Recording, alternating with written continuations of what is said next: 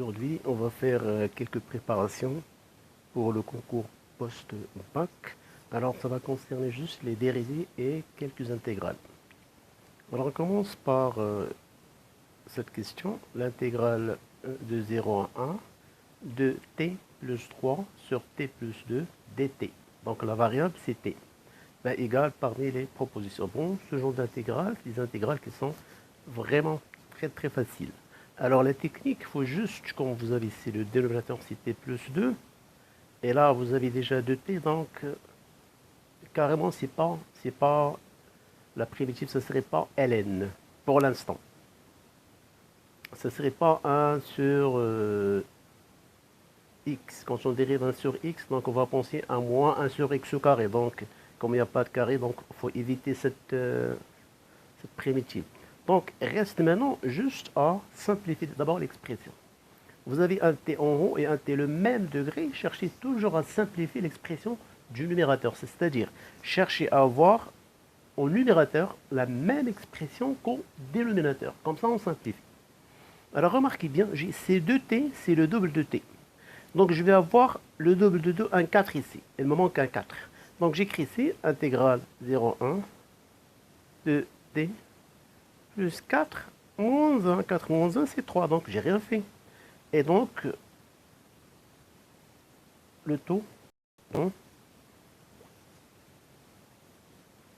de t, sur t plus 2. Donc, ceci est égal. Intégrale 0,1. Donc, j'écris 2 facteurs de t plus 2 sur t plus 2 moins 1 sur t plus 2, évidemment, dt. Et remarquez bien là, je simplifie. Et là, je passe directement à calculer l'intégrale. Donc, l'intégrale, donc j'aurai l'expression 0,1 de 2 dt moins 1, moins plutôt intégrale si je veux, 0,1 sur t plus 2, puisque l'intégrale, elle est linéaire. Donc, vous avez intégré une somme, c'est égal à la somme des intégrales. Ben là, la primitive de 2, c'est 2t entre 0 et 1, moins la primitive de 1 sur t plus 2, évidemment, c'est ln, t plus 2, 0, 1. Je calcule, je remplace t par 1, ça fait 2, pour 0, ça fait 0, donc c'est égal à 2, moins ln, je remplace t par 1, donc j'aurai ln 3, et moins, faites attention, plus, je remplace t par 0, ça fait 2. Cette expression ne figure pas dans les propositions. Donc, je vais juste arranger. Ça fait 2 plus ln de 2 moins ln 3 et ln 2 moins ln 3 d'après les propriétés de ln. Donc, finalement, on aura 2 plus ln 2 sur 3. Évidemment, on va cocher celle-là. C'est la proposition P. Donc, c'est facile. Donc, le conseil qu'il faut, bien l'astuce, à chaque fois que vous cherchez à primitiver une fonction sous forme d'un quotient et que le degré de la variable au numérateur et au dénominateur c'est le même, cherchez à simplifier par cette technique. C'est-à-dire, au numérateur, on cherche toujours à avoir la même expression, ce qui va le permettre de simplifier et de rendre simple le calcul de l'intégrale. Alors là, je pense que c'est une dérivée. Alors, soit f de x égale à x plus L de x. Donc, c'est une fonction qui est strictement croissante et bijective. De R étoile sur R. On montre G sa fonction réciproque. C'est-à-dire f est définie de R étoile vers R. La fonction réciproque, c'est celle qui est définie de R vers R étoile, qu'on appelle la fonction G de x. C'est quand, par exemple, sur R+, on prend x au carré, la fonction f de x égale à x au carré, et la réciproque, c'est racine de x. Donc, ce sont deux fonctions réciproques. Donc, juste des exemples. Alors, G, c'est sa fonction réciproque qui est dérivable sur tout l'ensemble R. Alors, est-ce que G' égale 1, 1, 1, 1? Alors, d'abord, il faut juste un petit rappel comment on dérive une fonction réciproque. Donc, f moins 1 prime de x, par définition, c'est 1 sur f prime de f moins 1 de x. Donc, la petite définition, donc si on connaît cette formule, ben, ça va nous faciliter beaucoup la tâche. Donc, pour calculer donc f moins a', donc g, c'est la fonction de f. Donc, j'écris g' de x égale à 1 sur f' de g de x. Donc, pour calculer g', il suffit de calculer f' de g de x. Sachons bien que f de g de x, f, elle est définie comme suite, f de x égale à x plus ln de x, donc égale à g de x plus ln g de x. Et donc, si je veux dériver ça, f' g de x, ben là, faites attention. D'abord, je dérive ça d'abord. La dérivée de ça, c'est égal g' de x fois f'. Rappelez-vous, cos de x prime. D'abord, je dérive ce que j'ai dedans, égal à 2, fois la dérivée de cosinus, c'est moins sinus de x. Donc, quand vous avez une fonction composée, f g de x, pour dériver cette fonction-là, c'est égal. D'abord, je dérive ce que j'ai dans la fonction, g' de x fois f' g de x. Ok, donc voilà pour cette... Et maintenant, je continue.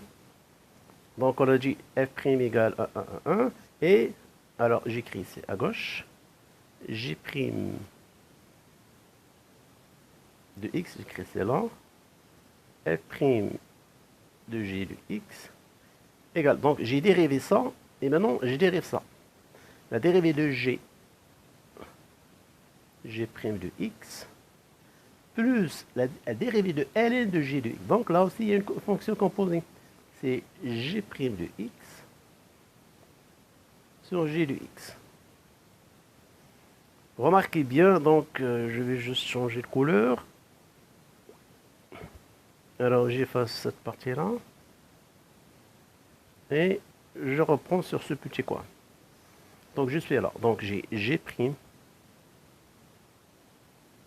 fois f' g de x, c'est ce que je cherche,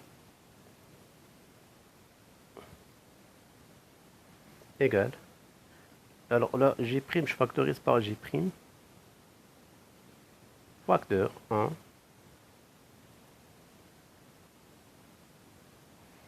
je simplifie g' à gauche et à droite.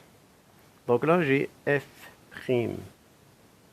de g de x égale, je réduis en même dénominateur, g de x sur g de x. Et maintenant, j'applique ma formule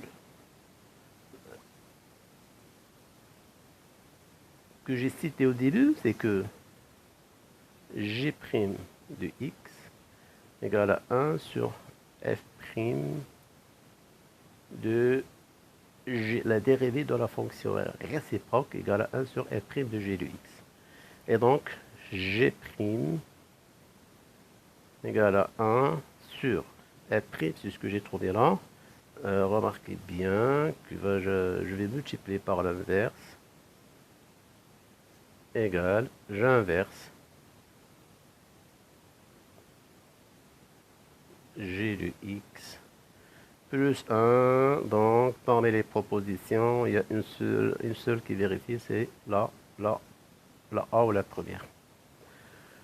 Passons à la troisième question. C'est calculer la primitive de la fonction f de x. Alors, il faut voir sur 0 plus l'infini qui s'annule en 1. Alors, la primitive de ln x sur x facteur de 1 plus dx. Alors là, ça a l'air un peu compliqué, mais en fait, c'est pas compliqué. Donc, à chaque fois que vous avez un dénominateur, il faut chercher si, par exemple, on a le dénominateur entièrement carré. Ce n'est pas le cas. Est-ce que, quand on a un dénominateur, est-ce qu'on a les mêmes degrés? ln, ln, là c'est au carré, donc c'est pas la même chose. Et si, maintenant, reste à voir le cas de ln. C'est-à-dire, la primitive, ce serait ln. Donc, je dérive ça, je prends le dénominateur, je dérive, et je vérifie. 1 plus ln de x au carré prime. Ce x-là, il faut le laisser tranquille. Je vois juste que j'ai entre parenthèses. Dérivé de 1, c'est 0. Dérivé de ln carré, c'est 2 fois ln prime de x, ou plutôt fois ln de x, puisqu'il y a un carré. Donc c'est 2, 1 sur x, ln de x. Donc c'est comme si vous aviez par exemple sinus carré de x. Comment on dérive cette fonction? C'est 2 fois sinus prime de x, sinus de x. Donc c'est 2 ln prime, ln de x. ln ou bien u puissance n. La dérivée c'est quoi? C'est n u prime un moins 1. Donc, je vois bien le 1 sur x, il est là, le 2, il est là, et le ln, il est là. Ce qui fait cette partie-là, c'est la dérivée de ce qu'on a au dénominateur. Donc, c'est l'équivalent de primitive de u' sur e. Et ça, c'est égal à ln de e. Donc, rapidement, cette primitive, la primitive de cette fonction, c'est ln de ce qu'on a au dénominateur. 1 plus au carré plus une constante. Constante qui s'annule en 1, c'est-à-dire c'est-à-dire la primitive qui s'annule en 1. Donc ça c'est f de x.